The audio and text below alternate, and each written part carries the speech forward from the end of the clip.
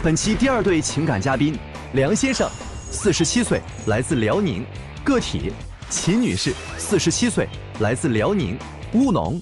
那么他们又遇到了怎样的情感困惑？你参加节目的诉求是什么？我就想问问我老公能不能不去扭大秧跳广场舞了。我已经跟他说过很多遍了，可是我拦都拦不住他。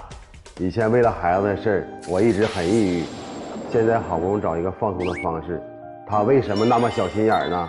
他那些女粉丝每天都给他发私信，我看着心里能好受吗？他心里真的要有我的话，就应该跟他们断绝联系。他老是疑神疑鬼，老是盯着我，有那时间为什么把闺女扭秧歌和广场舞的事儿，而且呢还说这女粉丝挺多的是吧？对，我发现我老公最近他变了，我就感到他对我跟以前大不一样了。以前他也是扭秧歌，但是吧，秧歌场散了之后，他就按时按点回来了。最近1、2个月之后，秧歌散了，他也不回来。那干啥去了呢？散场之后和几个朋友喝喝酒聊聊天，别的也没啥。每天都是这样，我认为他根本就是在骗我。每天都扭秧歌呀？必须得去，拦都拦不住。你特热爱这项运动是吗？对，你扭2个给我们看看来。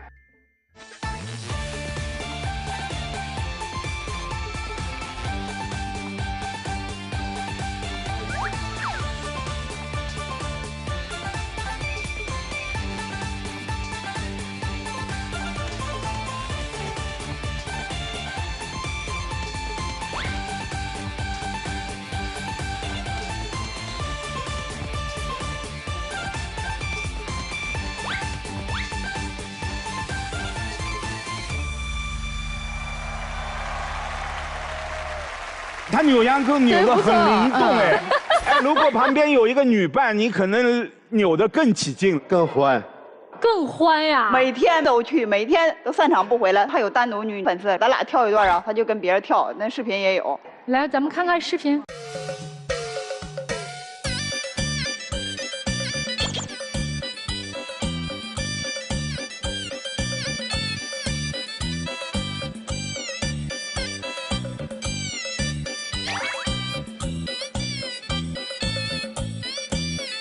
这是扭秧歌吗？就这个，天天这个。只有你一个男的嘛？但是跟前他有别人，别人这是给网上别人传过来的，给我传过来的。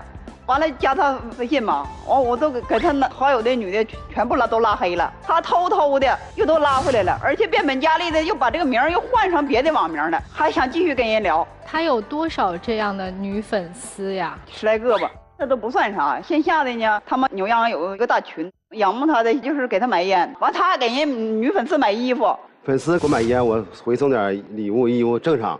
你不要不就完了吗？不要他非要给呀，非要给我也有拒绝的方式，我不要啊，我省得我再给你买东西，这不一来二去，你也省得买东西。他就想继续跟人发展下去，他就想继续跟人联系，证据确凿，他还不承认。俺家不是卖2手车的吗？打着看车的幌子，想尽各种理由去扭大秧啊，就是怎么着都得扭这秧歌是吗？对。您刚才说他以前不是这样的，以前他对我挺好的，就是说我想要的东西他都给我带回来，别说换季了，看着适合我的穿的衣服他都给我买回来。我俩1999年就结婚了，结婚了2、3年，有一个儿子生下来就感觉正常的，就到4、5岁的时候发现他走的越来越慢，说这也不行，跟正常孩子不一样啊，在医大2院检查出说是一种罕见疾病，进行性基因养不良，就是肌肉少，肥肉多，走不了路，卧床。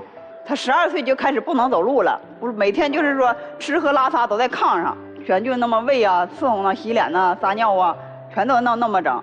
但是我公公婆婆是比较好，他帮我就是照顾我这个孩子，因为他不给家嘛，他得去外去挣钱去，是吧？就是到后来呼吸喘气都喘不动了，去年没有了，我那儿子24岁没了，孩子去世了。对，我俩在一起结合的，再生男孩的话，把50%还是这种病，但是另外50%是健康的，但是我俩生女孩没事儿。完了我就说咱俩离婚吧，离婚了之后你再娶一个媳妇儿，完了就生个健康的孩子哈。那时候他就对我说，就是认可咱俩这辈子没有孩子，我也不想娶媳妇儿，我想跟你一起白头到老的这种的，不离不弃的。我就想赌一把嘛。完了又过了7、8个月吧哈，又怀孕了，这个是女孩。女孩的到来吧，过俺家增添了，那也就不用说了，就是含在嘴里怕化了，就是捧在手心里那啥的，就那种当如视珍宝那种感觉。儿子走了之后，你俩走出这个伤痛了吗？很长一段时间我走不出这阴影。他我感觉已经走出来了，你看扭秧那就那样似的。我曾经因为孩子我都精神不好，都是抑郁过。但是我现在老大没了，我尽可能自个儿能找个解压的方式。我说晚上出去，白天也是收天车卖车啥的，他也帮不上我忙，他不会开车，我自个儿就得出去。完我寻思晚上出去就是尽量可能释放压力一下子，因为压力太大。他吧就小心眼儿。秦女士，您是觉得从孩子走了之后，他开始有的这些变化吗？对他对我的变化大，对我他就不冷不热的，问他就跟急眼，一看他手机骂我精神病疑神疑鬼。他有一次出去跟朋友吃饭去，带我去了。我就是酒桌上卷他面子了，我说还回家呢，别喝了。他继续还去喝，没听我话，完我就把酒泼在他脸上了，完我就走了。之后那家伙骂了我一路，我是为了他好，他交的都是狐朋狗友，没有好人，都是单身的或者是离婚的。离婚就不是好人啦，你不能说你自己讨厌的人都是狐朋狗友。你看老师都这么说吧，你买卖车这个行业，你说你不多接触人，你卖谁去？白天也是收天车卖车啥的，他也帮不上我忙。完我寻思晚上出去就是尽量可能释放压力一下子，因为压力太大。这梁先生，您的意思是孩子去世过后，你有一段时间是处于抑郁状态，所以跳舞你觉得能解压？能解压，对，然后跳完就会好多了。对，他有他抗抑郁的一个方法，就是说他需要这样的方式去发泄。您有什么办法去疗愈自己？我没有，我只能是在家。他不爱好这个，每次我出去玩去都带一箱这个，我说你跟我去吧，他说我才不去呢，那有啥意思？给他晃晃荡的。他说是带我，但是敷衍我。他是谁敷衍你？他就是说我不去，他心里乐开花了，他跟别女的可以扭了。我要去的话，不就是影响他了吗？我每回都让他去，但他不去。我不喜欢那个，完了他还啥呢？我在他眼睛一无是处，我啥都不是。意思他说你这辈子你就嫁我吧，你嫁别人你给你卖了你都得替别人数钱去，你智商一点没有，情商你也没有，你啥都没有。我说的不对吗？做饭1年4季大米饭是长跑趟，面食根本就没有。洗衣服从来不带头的，谁见过洗衣服不头？那是你强词夺理，我自己衣服没那么洗吗？关你跟你衣服没头啊？我说这都是，我不就是那样的吗？先生，那您这前面这么多年20多年的夫妻，前20多年为啥不挑呢？前2年的我年轻嘛，糊弄就糊弄过来了。那您此刻在糊弄我们呐！24年的婚姻，他做的饭20多年以后就不习惯了。他一定吃过更好的了，就有对比了。他经常吃别人家的饭，老拿我跟别人家媳妇比。你看别人家媳妇怎么地，别人家媳妇好了，能给你洗衣服做饭，给你照顾老人照顾孩子吗？现在孩子也没了，你可以走了，就现在就这样。你不是还有个闺女吗？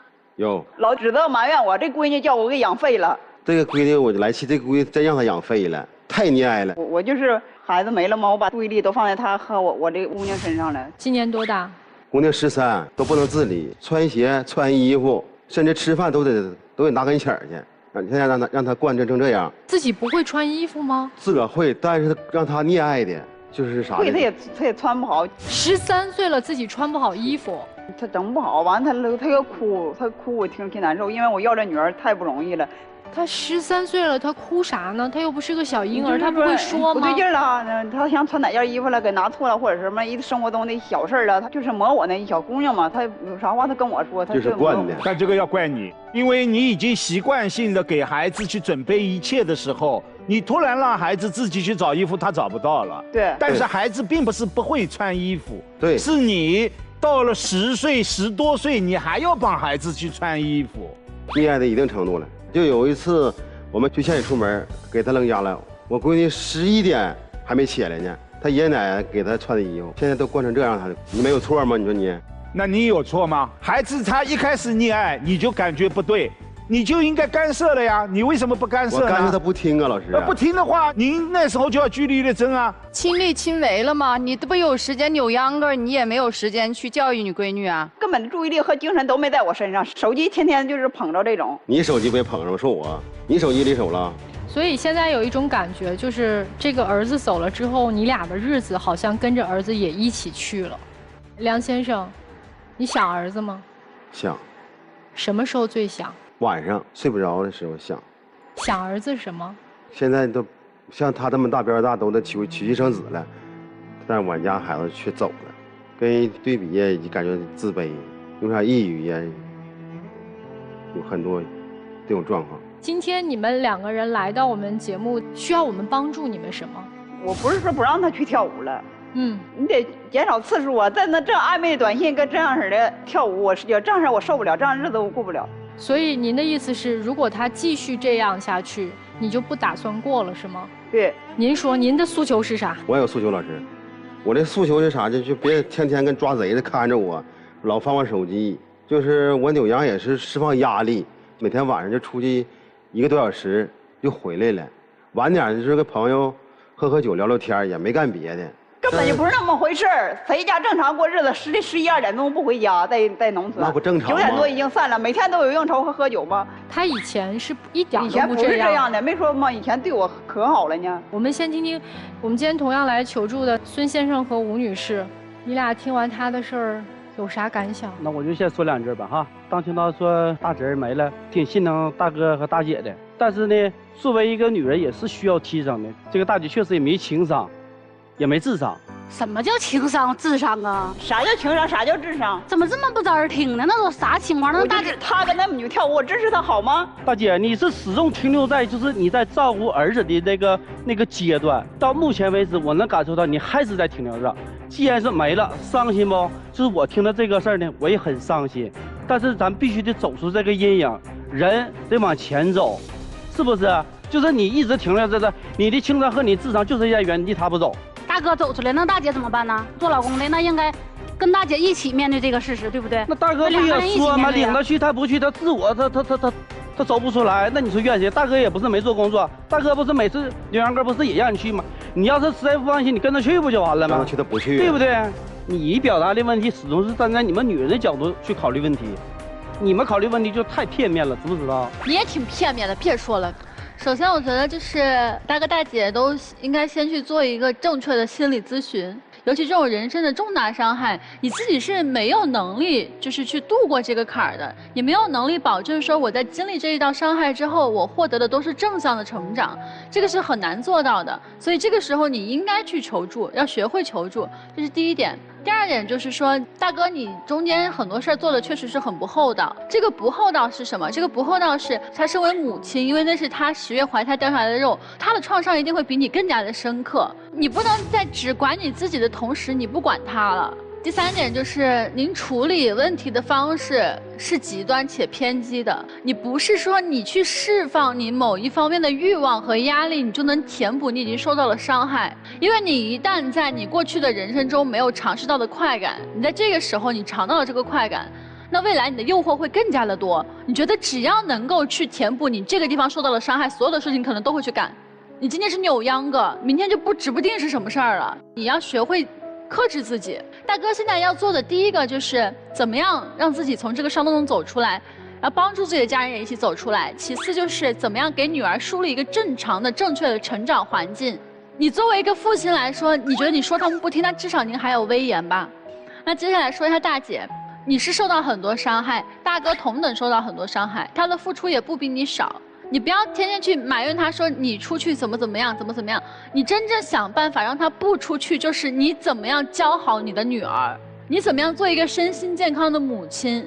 你们俩但凡有一个人能够起这个带头作用，在这个家里发挥正能量，都不会走到这一步。每个人都有自己心里的不甘、不忿和小九九，该疗愈疗愈，该释放释放，该争取争取。说完了。我先说一下你们的丧子之痛啊，不是从去年开始的，从孩子得病当天，你们就已经开始在承受丧子之痛了。6岁的时候，突然得知这个孩子得了基因缺陷病，不知道哪一天是熬到尽头，所以你们每一天都在经历丧子之痛。只是去年在你儿子走的当天，你们是把这10几年每一天你们的感受变成了事实，因为你们一直在等那一天。所以我说一句可能不太好听的话，你们这个家在儿子走的当天塌的。你们两个不是说今天在这儿吵架，在儿子走的当天，你们这个家塌掉了。因为之前你们还有共同的信念，让他多活一天吧，让他活得舒服一天吧，让他稍微的能够活得有尊严一点点吧。你们还在共同做那件事情。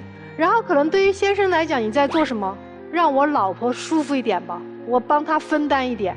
但是儿子一走，你信念没了，你的信念也没了，所以我想说一个，就是重新建立一个信念，这可能是对于你们这个家来讲最难的时刻，但这个难，只要你们共同能度过，你们这个家才能真正又重新好起来。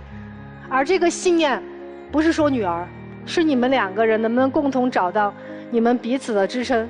我觉得对于先生来讲，你会觉得说我去跳舞挺好的，是，我也认可，跳舞的确能够去缓解抑郁，运动了以后出汗，然后再加上跟别人聊天，都能释放，我认可。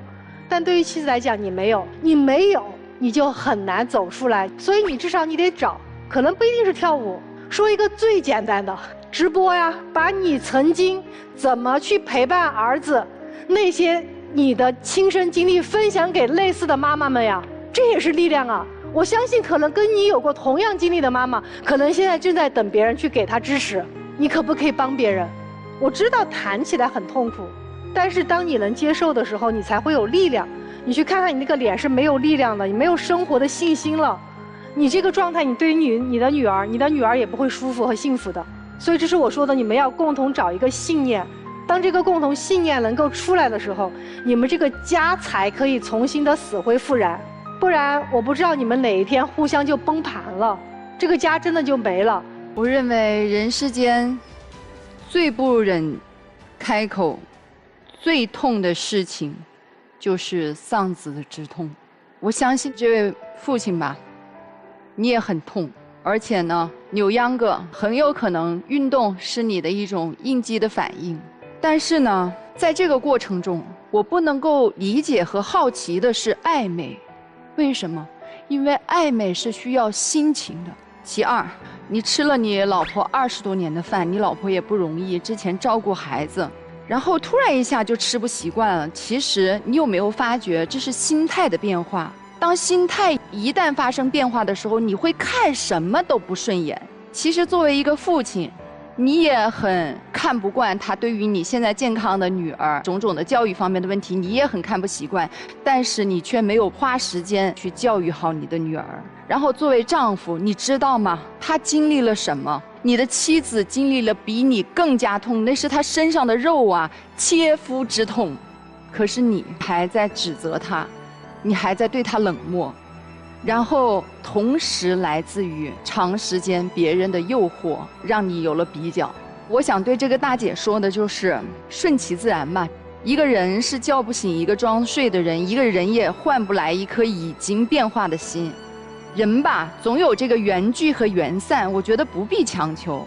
其实你要重新从你的痛中走出来，积极的面对生活，积极的面对自己，和积极的面对你现在培养好你现在这个健康的孩子。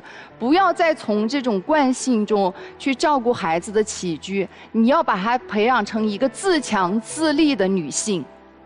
夜深人静的那一刻，请你想一想。我说完了。扭秧歌把这个家扭得鸡飞狗跳。丈夫刚开始去扭秧歌，我也认同丧子之痛，你要去发泄，因为男人的坚强有时候他不在脸上，他在心里。但是现在你扭秧歌完全变了，已经从当时的发泄和释放，到了现在的刺激放纵。你已经从秧歌当中感受到了快乐，感受到了一个男人以前没有遭遇过的刺激。有这么多的女粉丝围着你在转，你呢享受着这一切，但是对这个家带来的确实后果很严重，那就是对妻子的嫌弃。家庭的不和，它往往是从丈夫嫌弃妻子开始，因为嫌弃妻子，顺带着也嫌弃自己的女儿。但是你没有去看他为什么溺爱孩子，因为在这个家他的爱没有寄托，他只能寄托在自己的孩子身上，你靠不住，你把情感寄托在外面了。所以你们现在的状态很危险，已经进入一个恶性循环，你们2个人都是在恶性循环当中的一环。如果我们现在不去剪断这个恶性循环，这段婚姻可能就没了。我的建议是，如果丈夫真的还想好好过，那你就把心回到这个家，秧歌彻底停止。你现在需要2个字：收心。你必须把心收回来，才一切有可能。当然，妻子，你也要改变孩子走了以后的精力投放，尤其是对女儿。我们现在对女儿严格要求，我们正常的让孩子在正常的家庭生活当中去成长，是为了孩子今后能够正常的生活，是为孩子好。所以面对这样的情况，大哥，今天你要做出选择。如果这个第一步选择你做不出，那何谈第2步、第3步，可能最后一步，那就是2个人协商着如何离婚的问题了。所以今天是这样的啊，梁先生，我给你一个出来的一个条件，既然站上了爱情保卫战的舞台，就请对我们真诚，并且说实话。如果你还爱他，我相信你能做出改变。如果你爱的话，你就出来；如果你不爱了，心中有怨和恨，暂时消不掉的话，咱们今天就别勉强，别出来。但是你要认真的告诉你的老婆，我需要一段时间，或者我需要怎么样的方式，不要去把这个怨和恨给他表达出来或者消化掉。但你不能再这么欺负他，这边让他伺候着你，骂着他，外面跟别的女人暧昧，这不是一个老爷们该干的事儿，明白吗？来，我们一起来看我们第2组嘉宾的结果啊！3、2、1，请！3、2、1，请开门。肯定会出来，肯定会吗？我想肯定会出来，应该会出来。不管怎么样，希望他们2个人未来都好。如果需要帮助的话，可以及时联系我们的节目。